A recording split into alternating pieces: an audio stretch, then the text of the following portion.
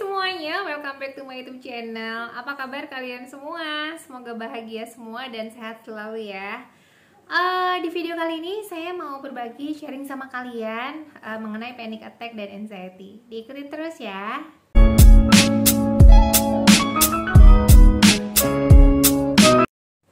Ya guys, beberapa hari lalu saya itu kan ada upload Q&A untuk teman-teman semua, dan itu ada pertanyaan dari teman kita dari Light ya. Kak, cara mengatasi anxiety dan GERD tanpa obat. Nah, di sini saya mau ngebahas tentang cara saya bukan menyembuhkan ya. Cara saya menyembuhkan diri saya sendiri tanpa obat, anxiety disorder. Aduh, ini sorry nih ngomongnya kayak kepotong-potong karena ini sambil nggak fokus karena Ryu sambil main handphone. Takutnya kalau ada musik-musik yang masuk itu suka kena copyright ya, makanya kalau lagi bikin video kayak gini harus sepi gitu guys.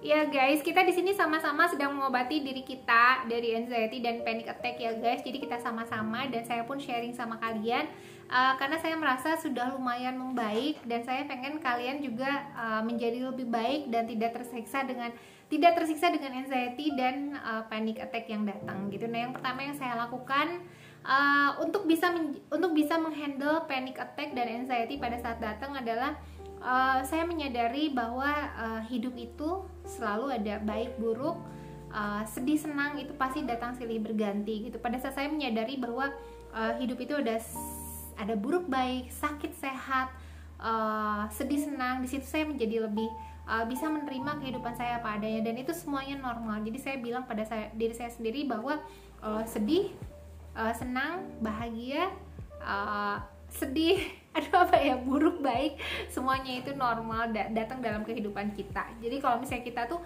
nggak ada manusia itu yang hidupnya senang terus, yang hidupnya sedih terus, itu nggak ada, semuanya datang silih berganti.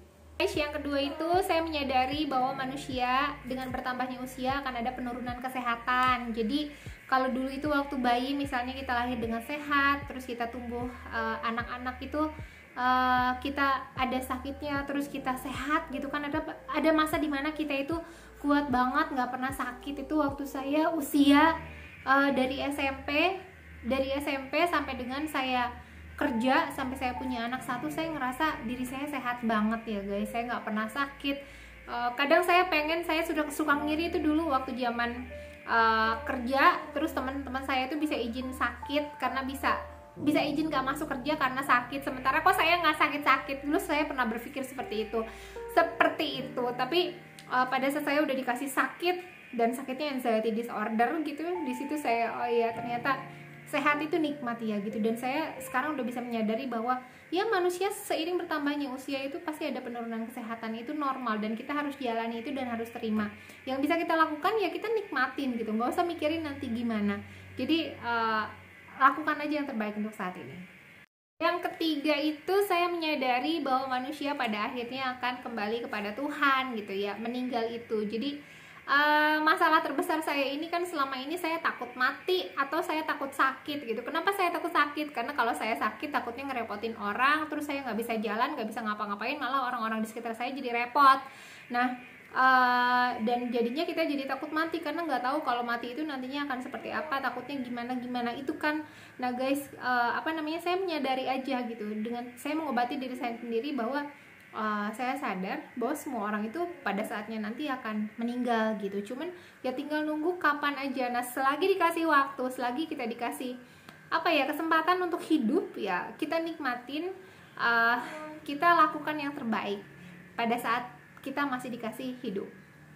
Nah, yang keempat itu saya mendekatkan diri pada Tuhan. Jadi kayak contoh pada saat anxiety itu datang, saya berdoa sama Tuhan, saya bilang terima kasih ya Allah, saya masih dikasih nafas, terima kasih ya Allah saya masih bisa melihat anak-anak saya, terima kasih ya Allah saya diberikan partner yang baik untuk hidup saya, terima kasih ya Allah saya sudah diberikan banyak kenikmatan, sudah diberikan banyak kelebihan gitu. Pada saat saya berdoa, bersyukur, berterima kasih sama Allah, saya ngerasa tidak ada lagi yang perlu saya minta sama Allah. Dan saya jadi malu ya guys untuk meminta sama Allah, karena ternyata Allah sudah memberikan banyak sekali pada saya gitu, termasuk kayak saya bisa bernafas, saya bisa diberikan kesehatan gitu. Itu saya jadi apa ya, saya jadi malu, oh ya Tuhan sudah memberikan banyak sama saya. Sementara kalau sekarang kan di zaman pandemi ini banyak teman-teman kita yang mungkin ada di rumah sakit yang memang untuk bernafas saja sulit, butuh oksigen gitu ya. Nah kita masih diberikan kesempatan untuk bernafas lega, meskipun kadang-kadang dikasih sesek karena GERD atau apa, ya udah nggak apa-apa gitu, kita disyukurin. Karena kalaupun kita diberikan sakit tapi sakitnya ringan, menurut saya masih bisa kita handle sendiri, atau mungkin kita tidak perlu perawatan khusus seperti itu. Jadi bersyukur aja, bersyukur, terima kasih Tuhan, terima kasih. Jadi doanya kalau saya yang dulunya saya kalau berdoa itu meminta, saya ganti saya berterima kasih. Pada saat saya berterima kasih sama Tuhan, saya jadi tahu, oh ya Tuhan sudah memberikan banyak hal untuk saya.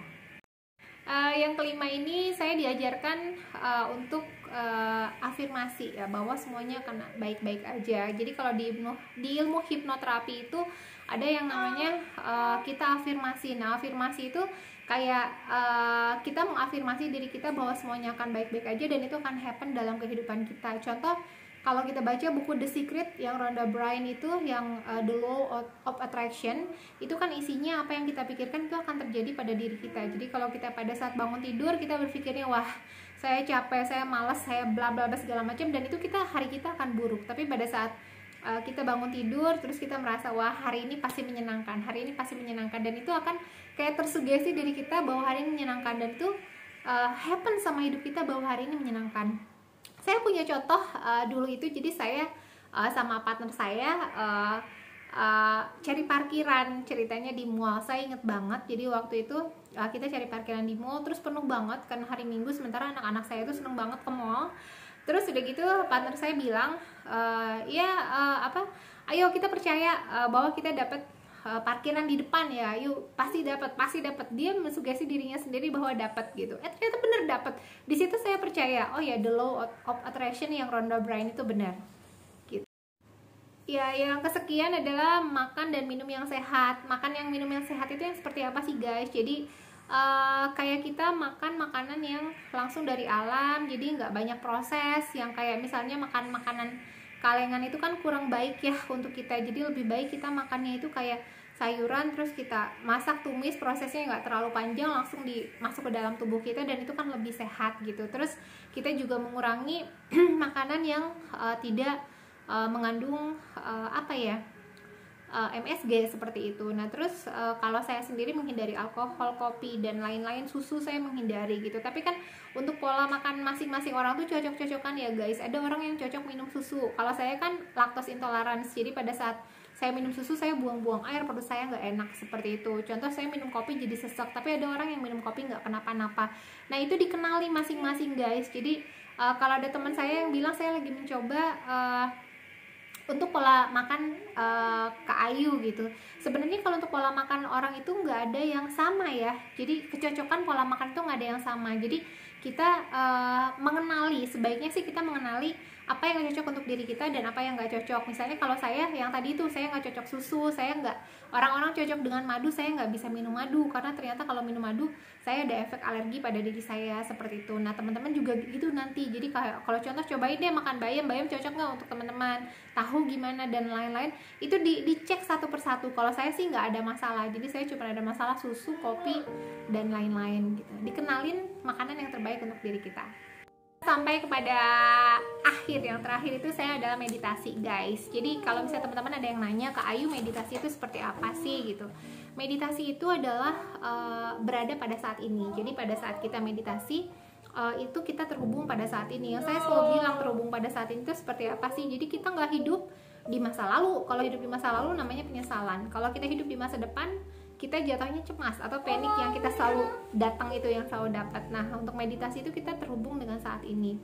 Jadi di meditasi itu kita diajarkan kita menerima apapun yang terjadi saat ini. Contoh sedih, ya sedih pada saat ini terjadi sama diri kita, yaitu adalah teman terbaik kita. Pada saat senang itu datang, yaitu teman terbaik kita. Kita pada saat ada pada saat sedih senang itu dianggap seperti awan-awan dan kitanya seperti langit biru di atas gitu. Jadi maksudnya gimana sih guys?